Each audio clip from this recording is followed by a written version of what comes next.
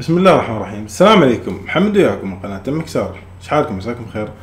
طبعا من فترة طويلة ما نزلت فلوج، رجعنا لكم مرة ثانية بس بفلوج.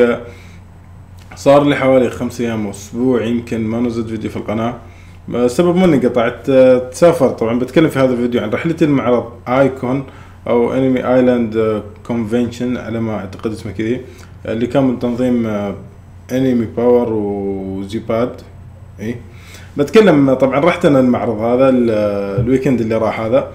سافرت من الامارات بالسيارة الى السعودية، رحت الدمام على طول بالبر، وحضرت المعرض على طول. يعني وصلت الدمام حضرت المعرض وقعدت في الدمام يوم، وبعدها رجعت. تحركت من الدمام بعد المعرض اليوم الثاني. تحركت من الدمام ومعاي بريكر بوي. تحركت من الدمام لين البحرين، حضرنا المباراة مفهي. بعد ما نمت يعني نوم كافي بحيث اني اكون بكامل قواي العقلية. وش مجنون انت. فرجعت، رحت البحرين مرة ثانية. اقول رحت البحرين، حضرت المباراة حق المنتخب، والحمد لله عدنا منتصرين من البحرين في كأس خليج 21. وبس هذا. طبعا على طول رجعت بعد المباراة على طول في نفس اليوم تحركت بالسيارة. طبعا بتكلم عن المعرض صراحة ما شاء الله كان يعني ما اعرف شو اقول غير اللي ما راح اقول له راحت عليك. كان المفروض تكون يعني كان المفروض تحاول على الاقل انك تكون متواجد في المعرض. كان معرض رهيب جدا. كانت فيه بتكلم عن الفقرات اللي صارت فيه، وبتكلم عن الشباب اللي فيه. طبعا في اخر الفيديو لا احد ينحاش، في اخر الفيديو بتشوفون لقطات فيديو من الرحلة كاملة، وشوف يمكن احط من المعرض. زين. فمن المعرض كان في كوسبلاي. الكوسبلاي هو عبارة عن ناس يتقمصون شخصية الانمي، شخصيات من شخصيات الانمي يتقمصونها باللبس، ويحاولون انهم يقدمون فقرة توحي بمشهد من الانمي. فكان في الكوسبلاي كان حلو صراحة. كان في مسابقة حق يوغيو، ما توقعت ان هالشي بيصير يعني، وكان شكل مسابقة حلو مع اني انا وصلت متأخر. وكان في بعد مسابقة رسم، كان في ستاند اب كوميدي، كان في متجر يبيعون فيه اغراض انمي، كان في بعد مسابقة حق بلاي ستيشن اول ستار باتل رويال حق البلاي ستيشن 3. فكان معه صراحة حلو، وكان التنظيم جدا رائع. طبعا كان بفلوس، وانا اشوف ان احسن هالمعارض يخلونها بفلوس، لان ما حد بيدفع الا اللي يبغى يحضر هالمعرض. والمبلغ يعني عادة يعني يكون شيء يعني ما بيكون غالي على الناس اللي فعلا يبون الشيء هذا. وكان الحضور جدا رائع، كان المنظمين جدا رائعين. الابتسامة المشرقة فيهم كلهم، في المنظمين في الحضور فيهم كلهم. طبعا التقيت بالشباب هناك. التقيت بعبد الله الدوسري تيك تايم جيم، وقعدت معاه، قعدنا وياهم كان بنسولف. والتقيت طبعا شباب جيبات كلهم التقيت فيهم. اللي شدني منهم عبد العزيز الرديني، التقيت فيه وجدا يعني استانست اني شفته، لان كنت دائما اتكلم معاه. كان يدرس براع. الجاد فاذر شفناه، جاد فاذر اللي هو فهد العتيبي، كان متقمص شخصية جاد فاذر. وشفناهم كلهم. طارق والشباب بعد. شفت واحد من الشباب صاحب قناة اسمه ذا جنرال، نزل فيديو عن المعرض، بتلقون القناة في الديسكربشن. وبعد شفت من الشباب اللي شفت احمد عداوي منظم تكن، واحد من الشباب اللي فعلا تمنيت اني اشوفه. منظم بطولات تكن في السعودية، مؤسس تكن ارابيا، شفته. بتلقون التويتر ماله في الديسكربشن، تابعوه. ففعلا سعدت اني شفت احمد عداوي، شخص في قمة يعني قمة هذا الرجال. فسعيد جدا اني شفته، وكان ودي اني اقعد معاه، بس انه ما كان في وقت يعني، لان تونا جايين من سفر وكذا، وكنا بنريح. وبعد من شفت من الشباب، ان شاء الله ما اكون انسى حد. شفت من الشباب يعني الكوسبلايرز، في واحد من اللي شدوني في الكوسبلايرز، واحد كان متقمص شخصية كابتن من كباتن بليتش، اللي لابس وردي، اللي حق البنكاي، ما اذكر اسمه، اللي حق البنكاي الالوان وما الوان. كان في واحد من الشباب اسمه عبد الله على ما اعتقد، متقمص شخصيته. ففعلا يعني عجبني الكوسبلاي ماله، وفرحت اكثر انه طلع يتابعني. يعني طلع من الشباب اللي يتابعوني. بتلقون التويتر ماله في الديسكربشن، كاتب في التويتر كاتب انه هو كوسبلاير يعني. فشدني جدا الكوسبلاير، وفعلا شخص سعد جدا فيك يا عبد الله. ومن الشباب مجيد او عبد المجيد، بتلقون التويتر ماله في الديسكربشن. سحبني وفعلا يعني حمسني لانمي بوكيمون، وفي انمي ثاني ما اعرف شو اسمه. فشكرا لك يا مجيد او عبد المجيد. ما اشوف اسمك، اعرف ان اسمك عبد المجيد، اشوفك في تويتر مجيد. بتلقون تويتر ماله في الديسكربشن.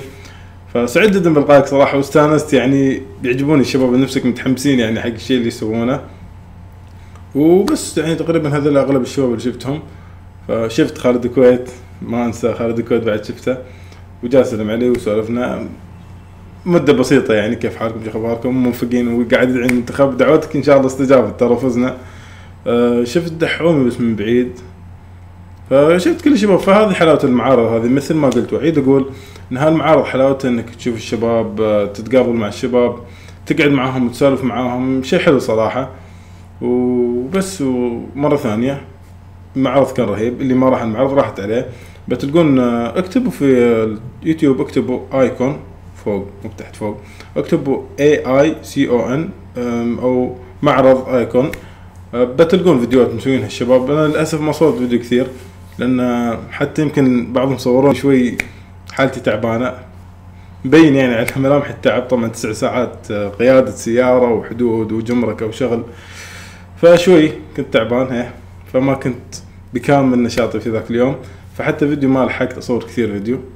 وبس يعطيكم الف عافيه. خليكم على المقاطع الجايه وشوفوا بعد مقطع عبد الله الدوسري ما قصر، سوى مقطع عن المعرض وتكلم فيه وقال الاشياء اللي فيه وحط صور اكثر من اللي انا بحطها. ويلا نشوفكم ان شاء الله في معارض ثانيه. يعطيكم الف عافيه على المتابعه، وكان معكم اخوكم محمد. الف شكر لكم، نشوفكم على خير، مع السلامه.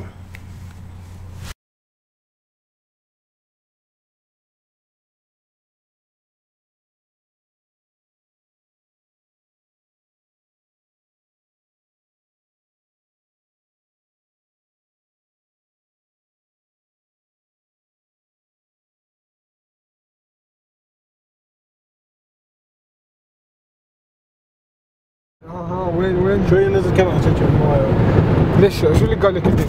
ها؟ ما قالوا الدمام يمين. يمين يا حبيبي والله؟ ايوه. بس هذا ليش وقف كذا؟ متأكد؟ ايوه. بزوم على ذيك اللوحة ما يوصل. شوف حتى النافيجيشن. محمد بيسوي حركة يتقدم يا رباح. هل يمديه؟ لا محمد تحمس يا رباح، يتقدم يا رباح، يتوغل ينفرد بالمرمى وهدف. الله تاتش داون. نسيت عجيب نيجي هاي شيردو. استمر في الطريق الحالي حتى كيلومترين. نعم بدري باقي لنا 131. زين شوف الدمام كم؟ 105. والله الدرب ما شاء الله سمه زرقاء يا اخي. 125 نفس الغربيه هذا.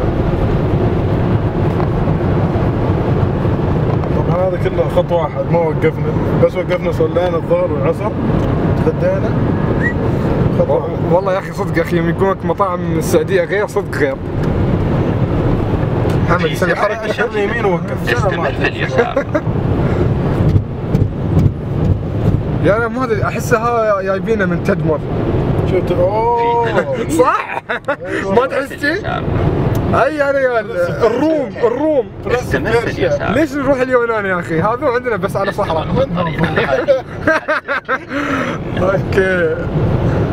برنس اوف بيرسيا. شوف وصلنا المدينه. لا وين المدينه المنوره باقي لها. لا مو المدينه المنوره قصدي يعني استهبل. زين شو خلاص يعني عندنا شوط واحد والجو نازل يا اخي. الجو نازل طول شغال انت. ايوه برد يا ريال برا. استمر في اليسار. الهواء بارد برا. حسبنا حساب وجبنا جاكيت. ها حسبنا حساب وجبنا جاكيت. في 300 متر استمر في اليسار.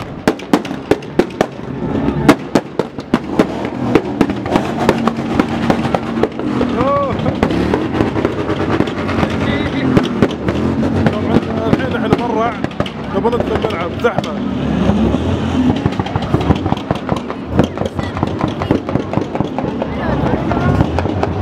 هوي كيف ترتيب؟ ويا الشعب يا الشعب